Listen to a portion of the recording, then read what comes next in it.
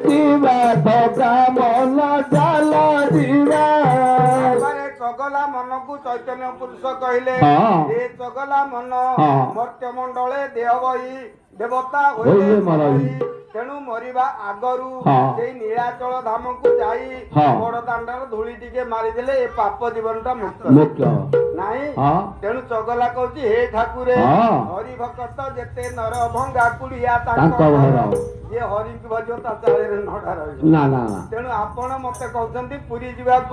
ତେଣୁ ମୁଁ ଯଦି ପୁରୀ ଯିବି ମୋର 5 ପ୍ରାଣୀ କୁଟୁମ୍ବ ମା ବୁଢୀ ବସିଛି ଆଇଲେ ଖାଇବି ନ ଆଇଲେ ନାହିଁ ଘରେ ଜହ୍ନକୁ ବାହାରେ ଜହ୍ନ।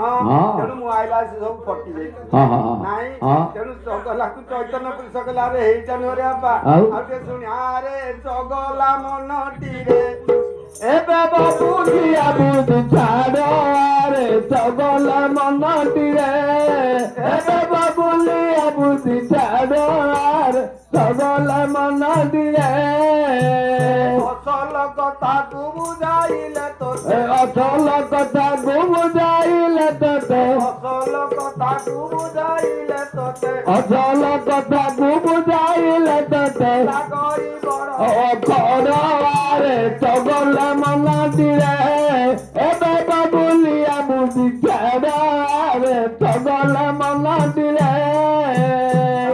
ଚଗଲା ଚୈତନ୍ୟ ପୁରୁଷ ଯେତେବେଳେ କହିଲେ ରେ ଚଗଲା କୋଉ ସ୍ତ୍ରୀ କାହାର କୋଉ ପୁଅ କାହାର ଏଇ ବାପା କାହାର ନାହିଁ ଏକୁଟିଆ ଆସିଛୁ ଏକୁଟିଆ ଯିବୁ କିଛି ଆଣିନୁ କିଛି ନବୁନି।